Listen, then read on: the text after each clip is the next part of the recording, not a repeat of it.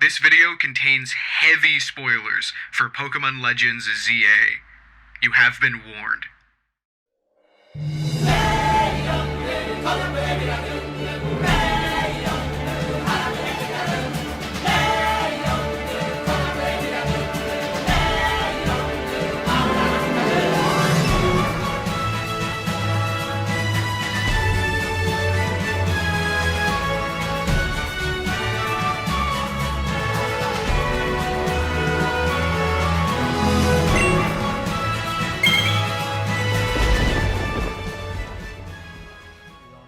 Tied it to Alola a bit further. And look at Magearna, it just feels French, which makes Kalos a perfect home, and its movie really doubles down on... Huh? What? Alola? Okay, let's save that confusion for another video. Re-enter the building. That's not it? I thought you just wanted me to see something Alola.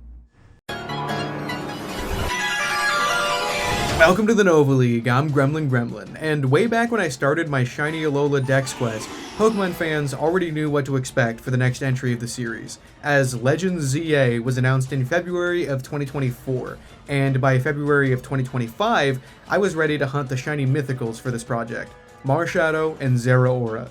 But I left one out, even though I could have hunted it the same way at the same time via the custom Shiny Lock Removal Wonder cards that a viewer named Popcorn made for me. He provided me with a Magearna card back then as well, but I waited, and I waited for two reasons. First is that I had planned out the rough roadmap for this quest from the very start, and I already knew that I wanted to pair together the Generation 7 mythical Magearna alongside the Generation 6 legendary Zygarde, which isn't accessible in Ultra Sun and Moon until the post-game, and, well, it took me over a year to fight the Elite Four, so. But the second reason that I waited was a hope that maybe Magearna would be included in Pokemon Legends ZA, and that we'd learn more about its lore. This hope wasn't totally unfounded. There was an anime movie about the Generation 7 mythical Magearna and the Generation 6 mythical Volcanion. It told the story of Magearna's connection to the kingdom called Azoth. Azoth? It released in the Generation 6 Kalos era of the games in anime, but the Pokemon anime sort of loves to introduce Pokemon a generation early, and so this alone didn't solidify Magearna as a Generation 6 holdover. See, the weird thing about Generation 6 is that after X and Y, everybody kind of expected a Z version. There were so many threads left open, so many unanswered questions about the Kalos region, and way too many hints pointing at the possibility of another entry. Eventually, we even learned that there were more Zygarde forms than just the snake we see in X and Y, but we never got a Pokemon Z. And so, more than usual, Magearna felt less like a hint at the next region, and more like a holdover from Kalos. Everything about it feels French. Everything about it feels Kalosian. An Automata Pokemon? Its signature move is Fleur Cannon. It kinda looks like a robot version of Diancie. It's a fairy type. It's powered by something called a Soul Heart, which feels very tied to the concept of trainer bonds in Mega Evolution, and it's a Pokeball Pokemon, which is interesting considering that the Pokeball Factory was an important location in X and Y. And Zygarde too, it's the guardian of nature, the third in the trio of life and death, the Pokemon of balance, a trio that makes up Pokemon's version of the Yggdrasil myth. That too, very Kalosian. But now that ZA and its DLC are out, I can finally make a fully informed video about these two, and how, despite everything, they're Alolan, you guys. They're so Alolan. Magearna is difficult to argue with. It first became accessible in Generation 7, and is firmly nestled within the Generation 7 Pokedex. But Zygarde, you're gonna have to walk with me on this one. But not until later in the video, because first, I'm hunting Magearna. And this one's kind of a weird hunt.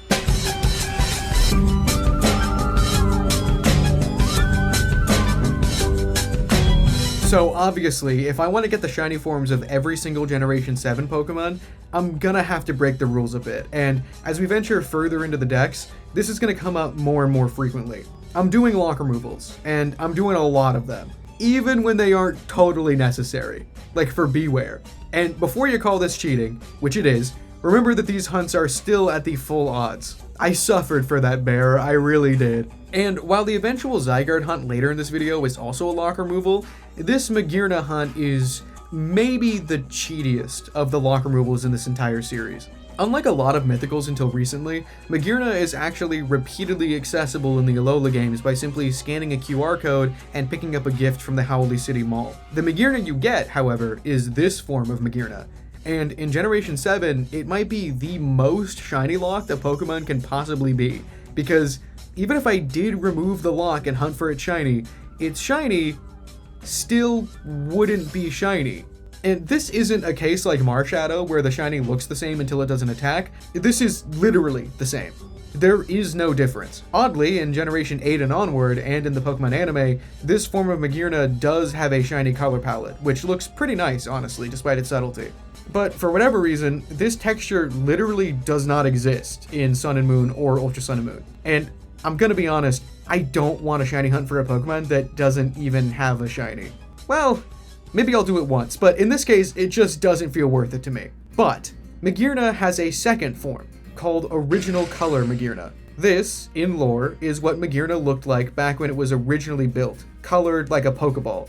And despite never having been legitimately obtainable within Generation 7, it, unlike its actually accessible form, for whatever reason does have a shiny texture in Generation 7, which looks like an Ultra Ball. Nowadays, this form of Magearna, while still shiny locked, is accessible if you've completed a national Pokedex in Pokemon Home. And something I've been working on in the background, not for a video, is doing exactly that, earning my own Original Color Magearna, basically just so that I can say that I've put in the work and justify what I'm gonna do for this video. I'm shiny hunting Original Color Magearna. This feels like a double lock removal, removing the shiny lock but also the original color lock. If you're interested in how I'm doing this, watch the first mythical video from this series. I explained it in more detail there. Shout out Popcorn, by the way. Also, I just gotta find the shiny, because you know how the NovaLeague is a group channel comprised of 4 people? Well, like the Elite Four, there's also a champion, our honorary 5th member of the NovaLeague, Lamvax, who makes music on YouTube. He's a friend of ours and is the one behind the Viridian City remix at the end of all our videos, and also all of the music that I use in my book trailers.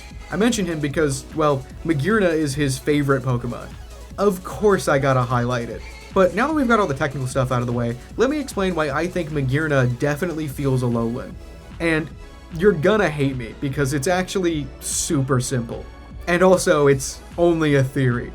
Again! In Alola, there are 4 islands, each with an island guardian. There's Tapu Koko, the electric fairy type guardian of Melee Melee, Tapu Lele, the psychic fairy guardian of Akala, Tapu Bulu, the grass fairy guardian of Ula Ula, Tapu Fini, the water fairy guardian of Pony, and I lied, there's a 5th island, the artificial Aether Paradise, guarded by the artificial Magearna, the steel fairy type.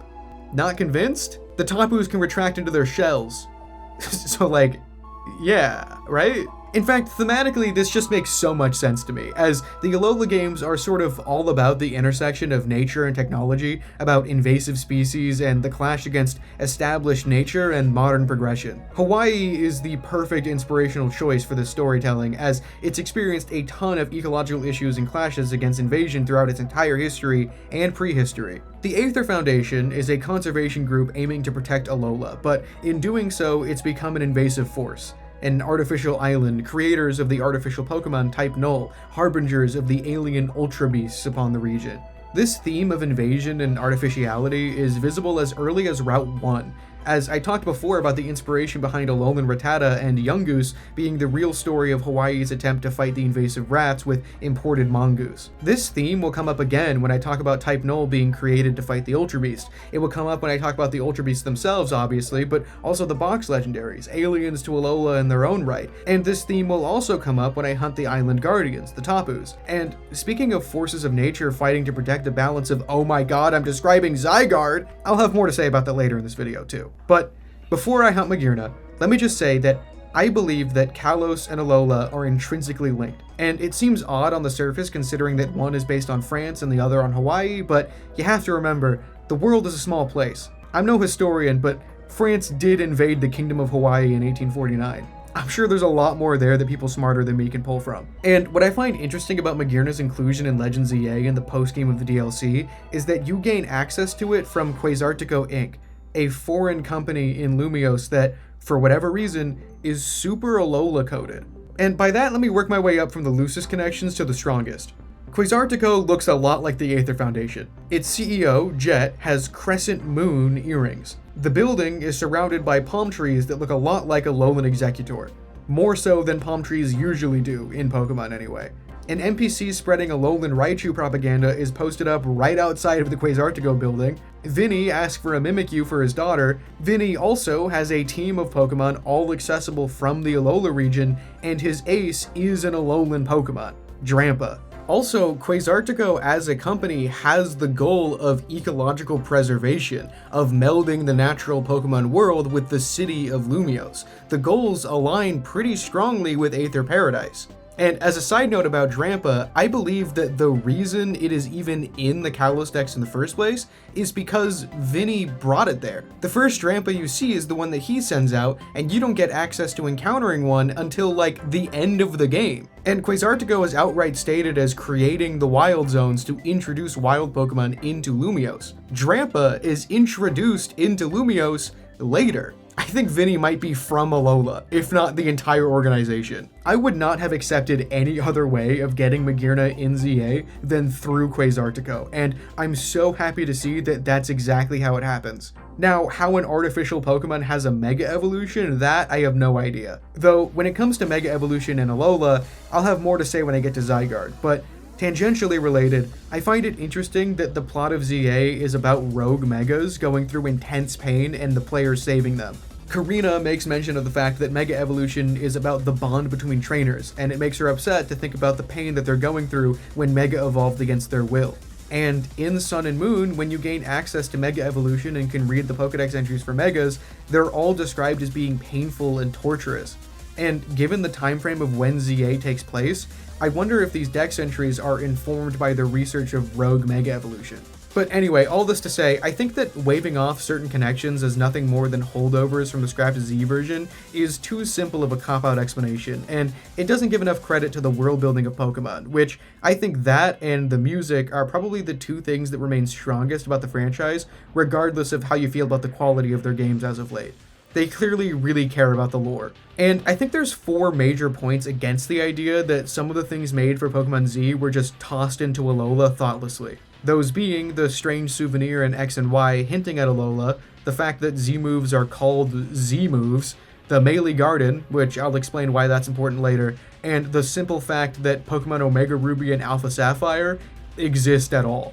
Think about it. If they really wanted to make Magearna a Generation 6 Pokemon, if they really wanted to make Zygarde's new forms Generation 6, they had the opportunity. It's not like they didn't add more Kalos lore in those games. And from internal files, we know that Z was scrapped before the Gen 3 remakes, which means that they put Zygarde's forms and Magearna in Sun and Moon for a reason. So, I'm shiny hunting these for the Alola Dex. First, here's Magearna.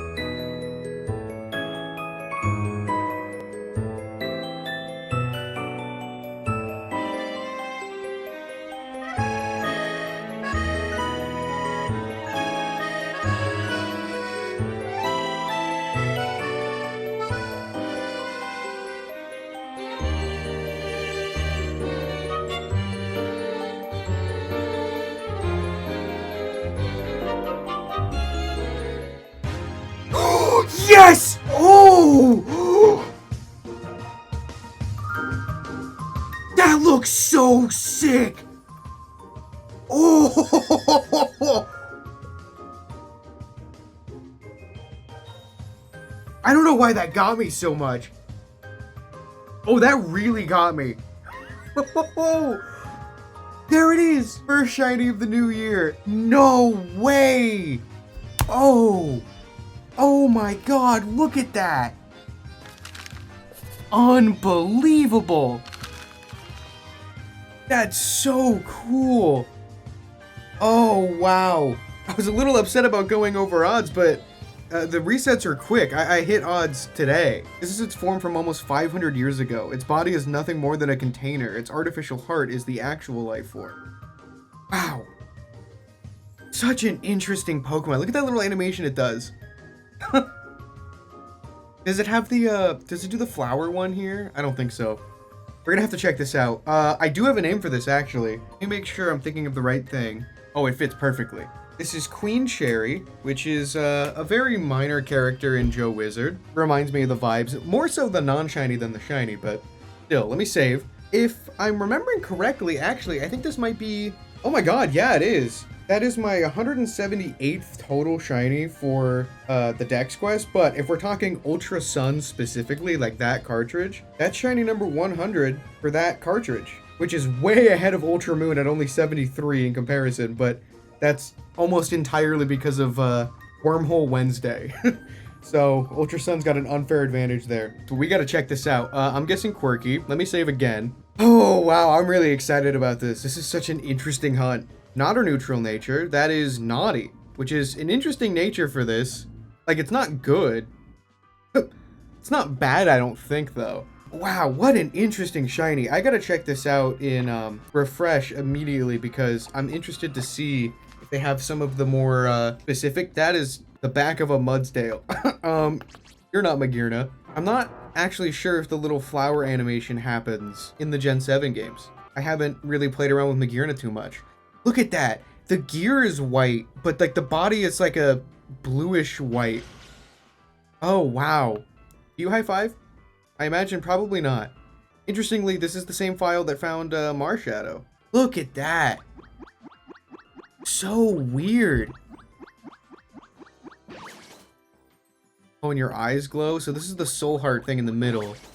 The actual Pokemon, and the rest of it is just like a robotic shell for it. And now that I think about it, how does that work with eating?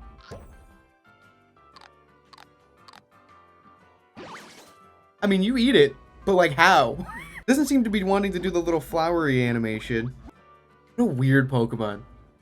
This color scheme is super interesting. Aww, does a little dance. Hey. Okay, we've got regular Alolan Raticate and shiny Magearna. Oh, it gets sent out while in the Pokeball. That is so interesting. Oh, and it's got Fleur Cannon already. We gotta see this. Oh my god. The way the move is sent out is shaped like a flower at the origin point of it too. That's interesting. This is so cool. Shiny Magearna. I love that it gets sent out in the Pokeball. That is so interesting. I'm happy that this is the first of the year. That's it feels fitting. I just wish that like I could hunt this legitimately in a way that I could like transfer it up, because I'm really curious to see what the Mega looks like. Look at that. Let's see what kind of animations we can get out of this thing. Oh, it does a little twirl. I'm wondering though if it's gonna do the flower. Oh, it waves. Is it gonna do the flower thing, or is that only introduced later? Oh my god. What a wonderful little dance. I can't believe they Mega Evolved this thing. Why? I need to know more about you. Aww. Okay, well, I guess there's not really much else to check with this thing. That's just it. I have that now, which is crazy. Wow. So cool. So cool. Okay, so Zygarde. It has almost no presence in X and Y. It clearly has a connection to the box legends, being the balance between life and death, and the fact that they all have thematically connected shinies and abilities, and that they seemingly reference the myths of Yggdrasil, but in the game itself, Zygarde is hidden away in a cave with no explanation. Of course, it's almost certain that there were plans to expand on Zygarde in Pokemon Z, and obviously that never happened. But I will always take issue with the idea that Zygarde was just thrown into the Alola games as an afterthought just to make up for the lack of a Z version. Most notably because of Omega Ruby and Alpha Sapphire. These games could have been the perfect opportunity to expand on Zygarde lore. These games introduced the idea of the first Mega Evolution being Rayquaza, that the lore central to Kalos actually originated in Hoenn. If they really wanted to, they could have included any loose threads of Zygarde firmly within Generation 6. But they didn't. And we know that Sun and Moon were already being considered at the time, as indicated by the strange souvenir you get access to in X and Y, an object from a far-off region which later turned out to be from Alola, a little trinket that you could buy in the thrifty Megamart that references the Guardian Tapus. So Zygarde definitely wasn't tossed into these games with no consideration for how it would fit into the lore. Behind the scenes, sure, I will grant that the reason that Zygarde is in Alola was because they wanted to make these forms accessible, but ran out of time to do it in Gen 6. But I don't think that they implemented Zygarde thoughtlessly. There needed to be an in-game reason, and I believe that Zygarde is more important to the lore of Pokemon than we even realize, even considering what we now know from ZA. Because the biggest impact Zygarde has on the region of Alola isn't its presence in the Dex, it's in its geography. Specifically, Melee Garden.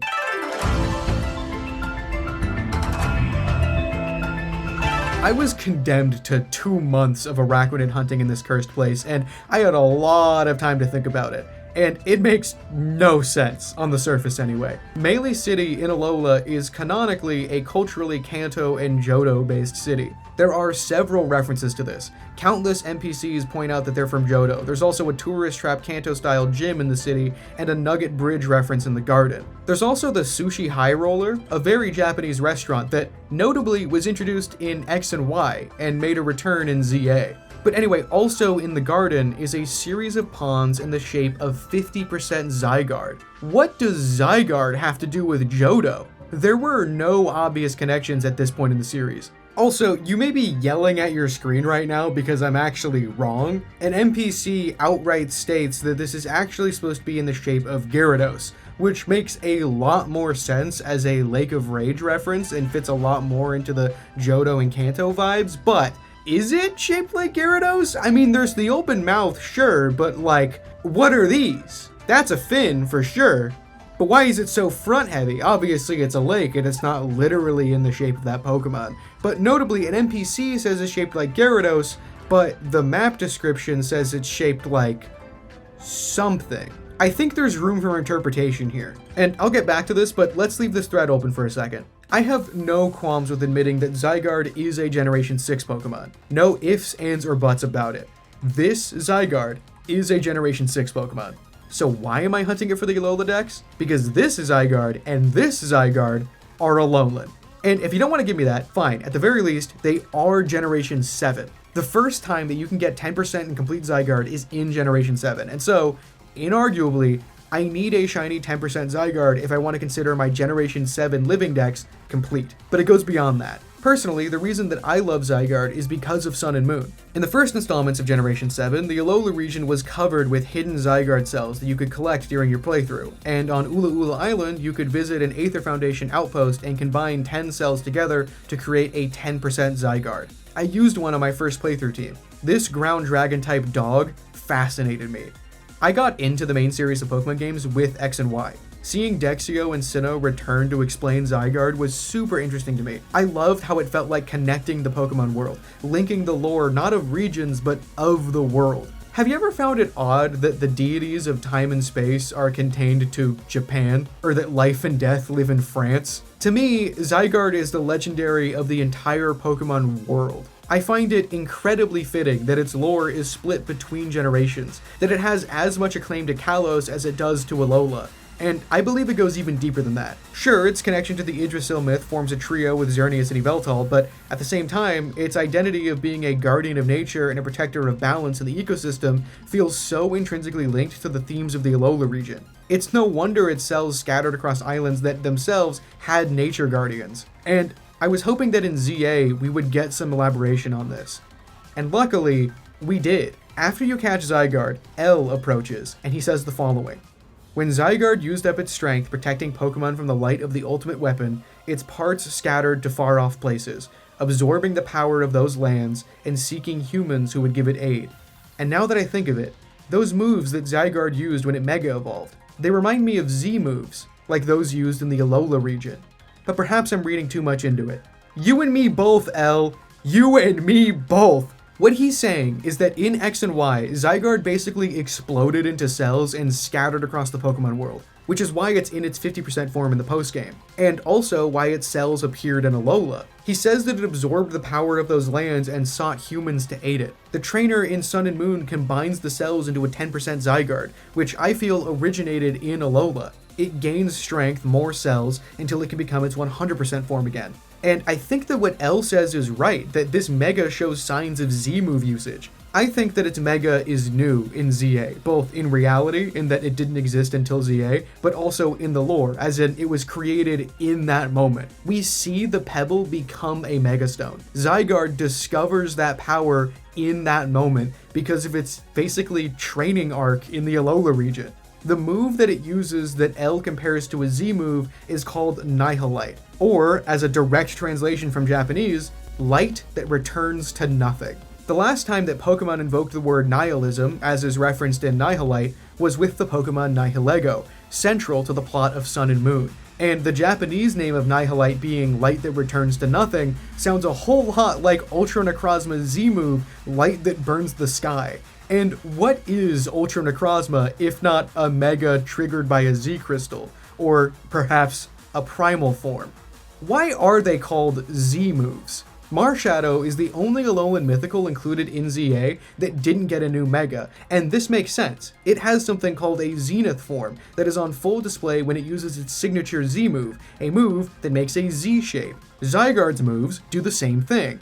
And weirdly, Marshadow, when it appeared in an anime movie, inexplicably is tied to the Johto legendary Ho-Oh. And speaking of Johto, why is Melee Garden referencing Zygarde? Does Zygarde have some sort of role to play in Johto lore? What about Magearna? Soul Heart, Heart Gold, Soul Silver? You may be thinking that's a stretch, but 2 of the 3 starters in ZA are Johto starters that got new Megas. And oh, what about the Gen 5 starter, you may be wondering? Well, for some reason, Pokemon really likes comparing Johto and Unova recently, even as far back as Legends Arceus, where of course, they all went out of this trio as, well, would you look at that? Alolan. But this game takes place in Ancient Sinnoh, though Game Freak clearly hasn't forgotten about Sinjoh, have they? And you know, in Scarlet and Violet, why is it the DLC is split between parts focused on Kitakami, a place between Johto and Sinnoh, and Blueberry Academy and Unova? And what's up with all the Hisui stuff in the Lumiose Museum? Mega Heatran? Mega Darkrai? You ever notice how they don't stop bringing up the Darkest Day? Why did it happen 3,000 years ago at the same time as the Kalos War? Mega Phalanx? Was it in the front lines? Meltan is technically Generation 7 with connections to Alola in the anime despite not being in the games, but it has Gigantamax and Galar, and now it's here in Kalos. I'm rambling, I keep going, I'm not crazy, you're crazy. What does this mean, Game Freak?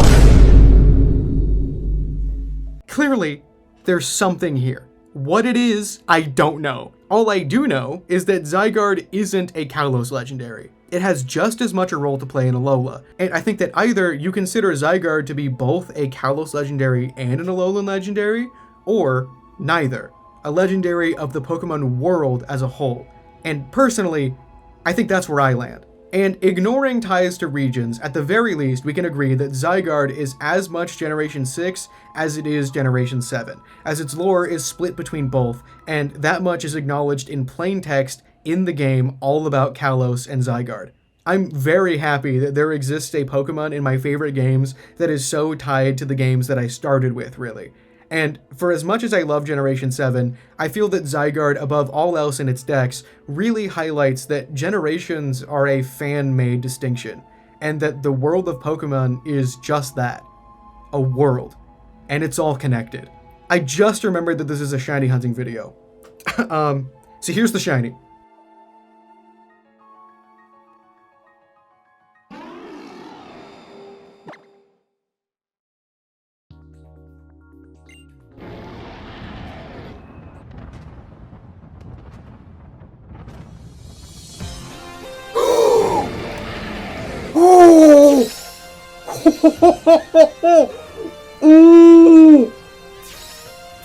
Ooh! Ooh! Look at that!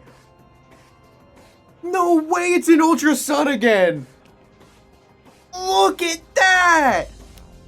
What the hell? Oh! No way! Oh, and the Kalos legendary music? Show me the Zygarde again, come on. Dude! I can't believe I'm actually looking at that right now. I was gonna stream this today too, whoops. Look at that, and the way like it glows. Sorry, I'm just gonna be staring for a second. I set up both my teams to be optimized for catching this. This might be the worst optimized setup, if I'm remembering correctly, the Ultra Sun. Let me yawn it and hope it doesn't safeguard. Okay, well, so that's a wasted turn right off the bat. This is great. Okay, actually, I have a sticky note here to keep track of its moves. I am prepared for this. Oh, this is so cool. Okay, this is a bit nerve-wracking. It's down to half, so it's used a Land's Wrath. I'm keeping track. It doesn't have a way to hurt itself. Let's Super Fang again. Dragon Breath. Hopefully that doesn't paralyze me. Of course, it paralyzes me. One more Super Fang. Oh, okay. Broke through paralysis. I was really hoping it would be an Ultra Moon because Totem Raticate is bigger than Zygarde and looks really funny. I'm gonna need it to knock me out next turn, but before that, Roto Catch, Lance Wrath, Oh, look at that glow. That is so cool. Okay, I've been knocked out. Get him, cat. You've got the type advantage here. It's okay. Don't worry. Oh, of course it safeguards. Let's throw some balls at it while we can't put it to sleep and hope for the best. I'm shaking. I've done several test captures because I'm paranoid. One. Okay. I either need to catch it while it's awake or use a spore while safeguard is down before it uses another safeguard. 2. 3. Oh! Didn't even need sleep. Oh, wow. That is the only time that's happened in my test captures, by the way. Every other test capture needed to be asleep. Oh my god. Look at that. Zygarde's data will be added to the Pokedex. Oh, what a sick pose. Now, I wonder, when I turn this into 10%, is the 50% form going to be locked in the dex like this? This is Zygarde's form when about half of its pieces have been assembled. It plays the role of monitoring the ecosystem. Hell yeah, it does. Oh my god. I do have a name for this. This is Rogar, which makes a lot of sense for it being in the 50% form, is it looks pretty similar to the character inspiration. Fun fact, by the way, let me save immediately. Rogar, a character from Thrones of Time, is what my trainer sprite is based on. The cape that I have is the Rogar cape back here. But the really cool thing about Rogar, and the reason I'm naming it this, even though we're not going to keep it in its 50% form, is because Rogar is a shapeshifter. And we're about to turn this guy into a dog, which looks nothing like Rogar. But when that dog gets below 50% health, it shapeshifts into a big man. You know? So I feel like it fits. We know his true form, right? The original form it was introduced in is that snake-like guy. But we're going to keep him in his shapeshifted form. I don't know. I just think it fits perfectly, and I'm really excited about it. And then we've got a few more steps to do. Because technically, we don't have the Gen 7 one yet. Just the Gen 6 one. Just as a comparison, though, let me quickly show the other game. Because I really wanted it to show up in Ultra Moon so you guys could see this. Do you see that size comparison between Totem Raticate and Zygarde? That's so funny to me. I guess quirky, it is Brave, which isn't the worst, I don't think. I don't actually know what Zygarde's stats are like. I think we need an open slot here, because if I'm not mistaken, we're going to fight Dexio, and then he's going to give us a 10%, and that will give us the cells that we need to change Zygarde's form. If I'm not mistaken, it has been a long while since I've done it, but I think it's in here, right? Yep, Dexio Sinnoh. So you're the one who caught the Zygarde that appeared in Resolution Cave, champion. We were also able to catch a Zygarde. Who is Zygarde? Correct, 2 Zygarde. The Zygarde you fought and captured in the Resolution Cave is in its 50% form. The Zygarde we found is in what we know is at its 10% form. Where did they catch that, actually? Was that also in Alola? That's interesting. If you're interested, I'll give you the Zygarde we caught. You could combine the two and see what would happen, but only if you can beat me. Yep. We gotta be careful about this, because I actually don't know what happens with the shininess when you, combine stuff. I wonder if there's a reason this is shiny locked. Oh, we gotta, like, actually battle right now.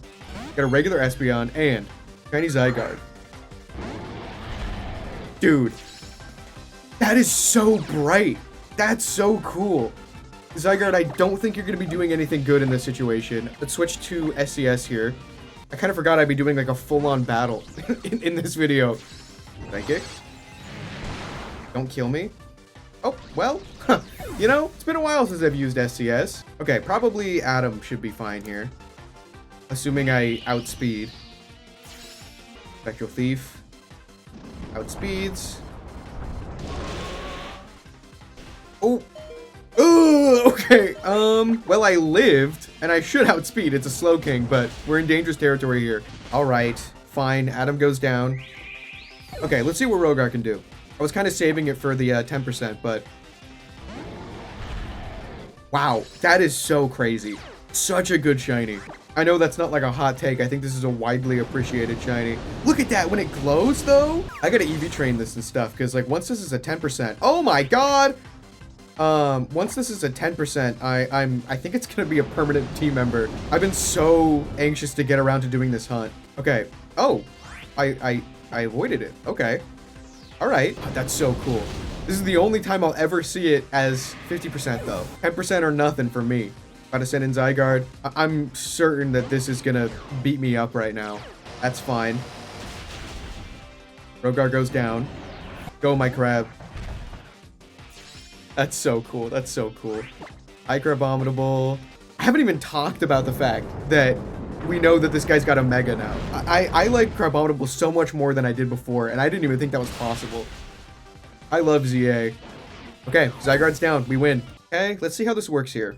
Take good care of Zygarde, please. No name for this one, because we're immediately going to dissolve him for spare parts. According to the research by the professor who sent us to Alola, Zygarde is divided into 100 cells and cores. Depending on the number of cells and cores, the shape of Zygarde will be different. Zygarde cube, and what, like 40 cells? Yeah, 40 cells, and then we dissolve the 10%.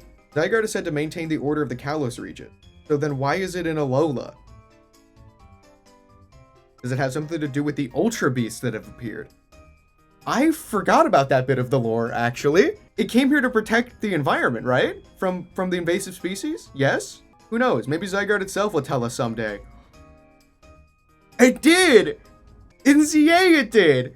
Because it used Z moves! This was its training arc. It trained against the Ultra Beasts. Nihilite! Nihilego! I'm not crazy! Oh, wow, I forgot about this dialogue. Anyhow, we'll be taking our leave now. Bon voyage. Wow, I had completely forgotten about that dialogue. Okay, so let me save.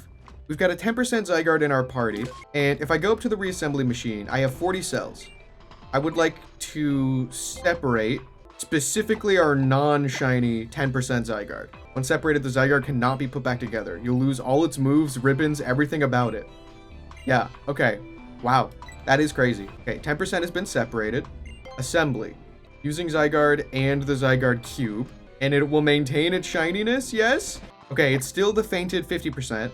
Still shiny, and it's got power construct. Okay, so it basically just changed the ability. Key item, Zygarde cube. Use this item on this, change form. Okay, yeah, now it's a dog. This should be the permanent form we keep it in now. I'm so excited. I'm so excited. This is the form I really want. This is the Gen 7 entry I'm talking about. We've got normal Gumshoos and shiny 10% Zygarde. There it is! Look at that! That's so cool! I love that shade of green. Oh, wow! That's so cool. You're so sick, dude. I need to drop below half health, right? That should be it. You sense the presence of many. Rogar's power construct. It's shape-shifting.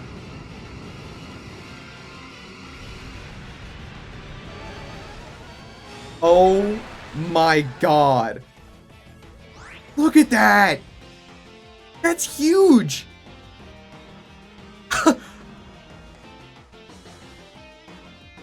Oh man. You know, actually, now that I think about it, it's probably best that it showed up in Ultra Sun. Ultra Moon is my main file, and I want all of the dex entries. Look at that, with just the snake hand. I want all of the dex entries for the targets that we're looking for to be shiny, and I'm thinking probably the dex doesn't change to reflect the fact that it's 10% now. Yeah, so it stays 50%. This is good, actually. It's a good thing it's in Ultra Sun, because now I'm going to trade it over to Ultra Moon, and we should get the 10% dex entry. You get the dex entry. Zygarde's data will be added to the Pokedex. Let's go.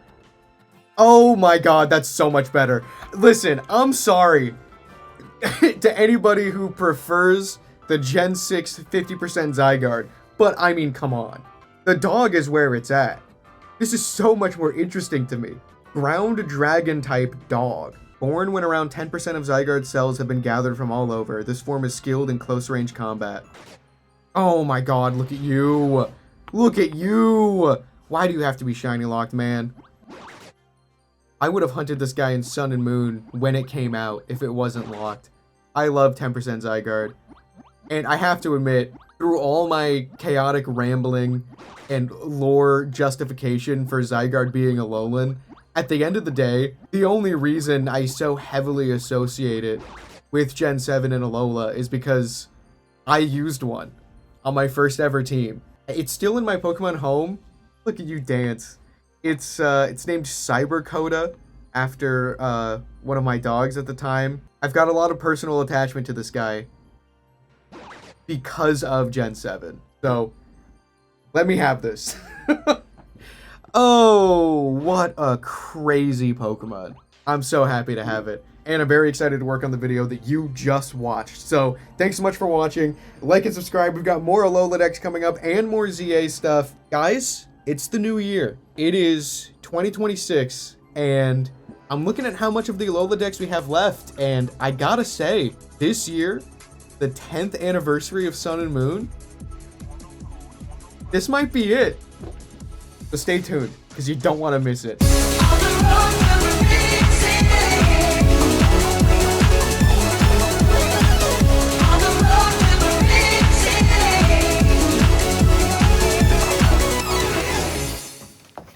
Oh.